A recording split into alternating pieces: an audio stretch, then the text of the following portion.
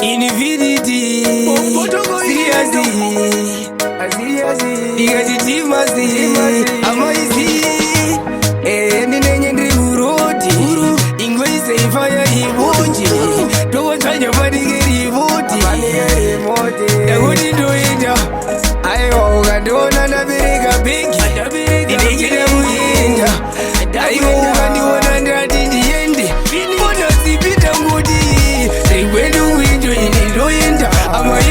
ndakazirira kuenda handiri kwedu kwedu ili toenda bereka peki mwana wangu toenda ndati ndiri kwedu kwedu ili toenda vanotitaurira izwi kumhope mai vangu ndiri kwedu kwedu ili toenda ndakatogwinya batazo ndiriko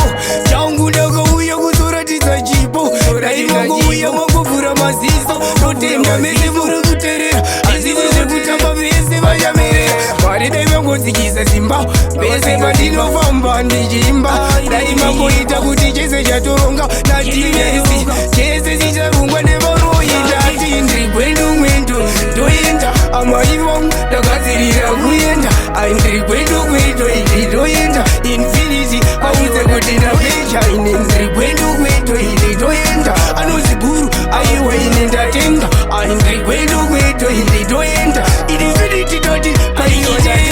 hapana chekumirira tiri kufamba long distance totunge kambo asi tichitoziva kwatakananga takatosimba takachiswa takanda vavakatichisa kuhope takarusa ende vaingogara vachitiputa vaingotiskitisa kuita kunge skuta asi mwari vangu chipo vakanifairi ndikwedu kwedu akwedu kwedu kuvashawasha vanotitema ndati ndiri kwedu kwedu sandikati asitiuikoisa imotonamoti ndiri kwedu kwedu ili toenda amai vangu ndakazirira kuenda ai ndiri kwedu kwedu ili toenda ndabereka beki netanzoka toenda ine ndiri kwedu kwedu ili toenda ndabereka beki indifiniti ndatenda ai ndiri kwedu kwedu ili toenda